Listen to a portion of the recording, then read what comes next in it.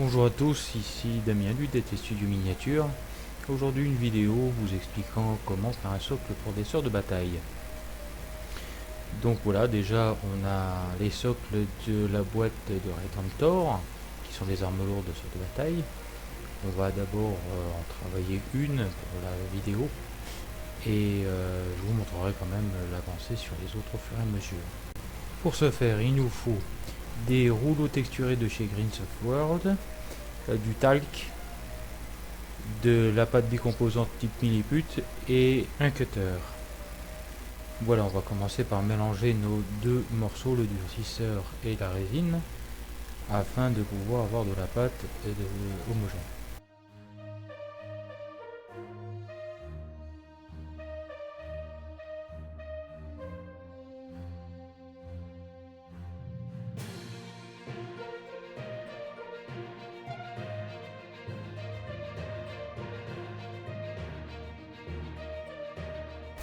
Une fois fait, il ne reste plus qu'à prendre une partie de pâte cornopette, suffisamment pour recouvrir l'ensemble du socle, et de le coller tout simplement sur le socle, comme ça que le doigt ça colle très très bien.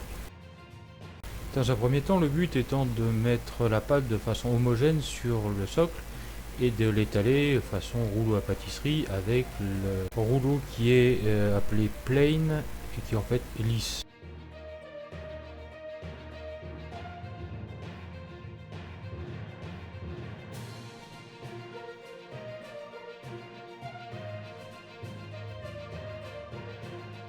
Afin d'éviter que la pâte ne colle à notre outil lisse et l'abîme, nous allons talquer la pâte.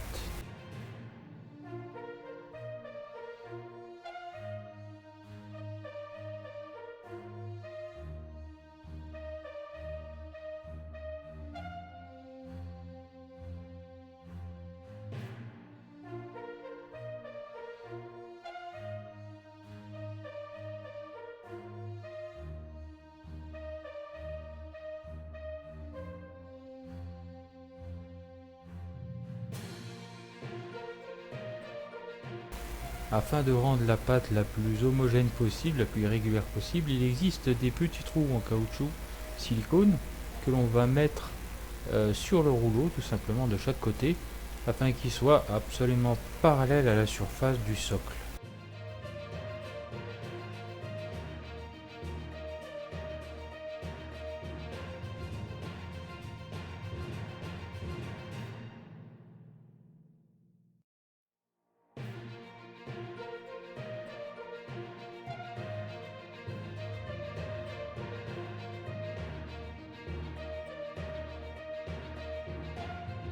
Au fur et à mesure, une collerette va se former autour du socle, mais c'est pas bien grave, on coupera ça en dernier. Une fois la pâte appliquée, bien lisse, bien propre, sur à peu près une épaisseur de 1 mm maximum, nous allons tout simplement changer de rouleau. Nous allons utiliser le rouleau texturé Templar, qui est un sol dallé avec des marques type fleur de lys et autres noms tels que Glory écrits en gothique. Vous choisissez quel emplacement vous voulez sur le rouleau et vous le placez. Et là, vous déroulez tout doucement parce qu'on ne peut pas refaire une deuxième prise. Donc il faut bien s'appliquer. Voilà, ça va assez vite.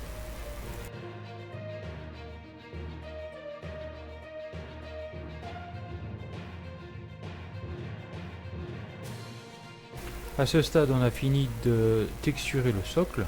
Il suffit maintenant d'enlever le surplus de pâte tout autour.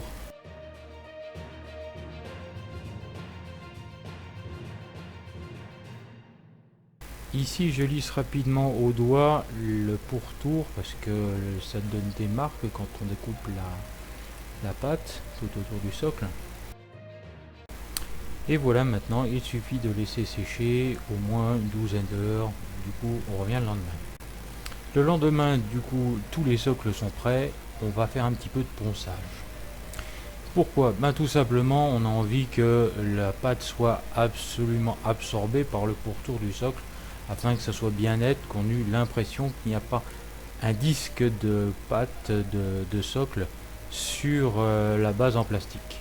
Donc là on va poncer d'abord avec un grain un peu épais, puis après un grain un peu plus fin afin de bien lisser le pourtour de la pâte.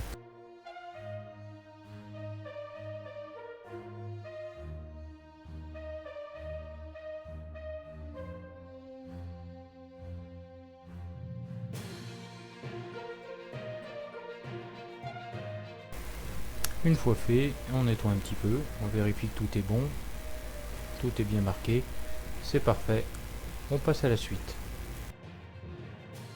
Et bien la suite c'est la peinture. On va commencer tout d'abord par faire une sous-couche noire bien propre.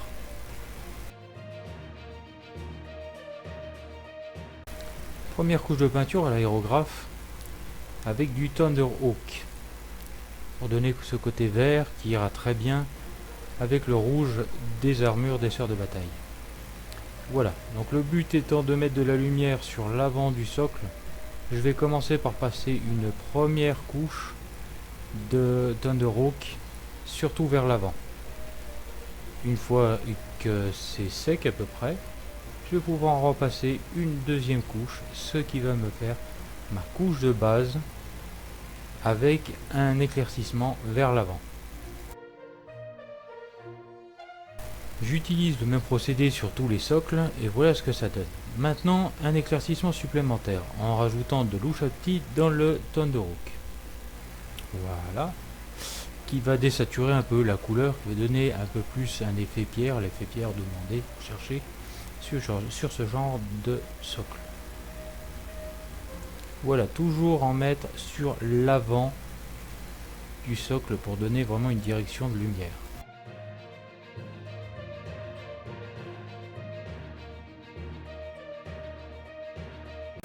Troisième éclaircissement avec de Louche Opti pur.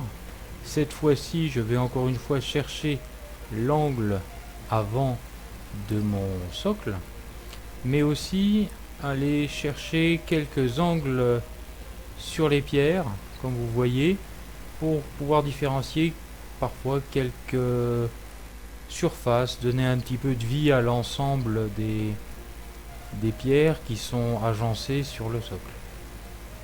Mettre un petit peu de certaines écritures en avant, certains symboles en avant par cette méthode. Dernière phase, nous allons donner un peu plus de vie à ce socle et surtout bien contraster, découper, différencier nos différents blocs de pierre qui composent le sol très temple, finalement très basique et très cathédrale de nos dalles. Voilà, donc pourquoi utiliser du pigment? Tout simplement parce que ça rend quelque chose d'un peu plus naturel. On va utiliser des terres de sienne dans ce cas-là, des pigments qui vont aller se couler tout simplement entre les dalles. Comment préparer son pigment? Tout simplement en le mélangeant dans un petit godet séparé avec un peu d'eau, pas besoin de rajouter différents thinner ou autre chose, tout simplement à l'eau. Et il va se couler comme un wash entre les dalles pour donner un effet de terre, de saleté accumulée au fil des siècles, au fil des batailles.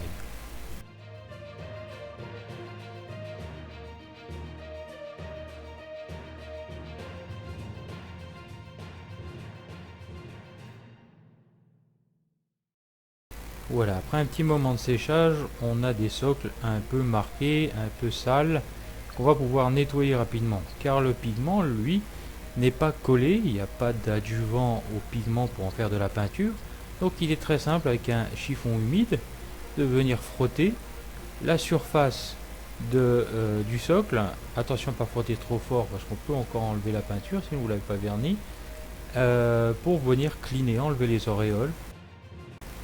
Et voilà, il suffit de mettre maintenant votre sœur de bataille sur le socle, un peu de vernis mat de préférence, et le tour est joué. Merci de m'avoir suivi sur cette petite vidéo tutoriel, et à bientôt sur notre chaîne pour d'autres tutoriels.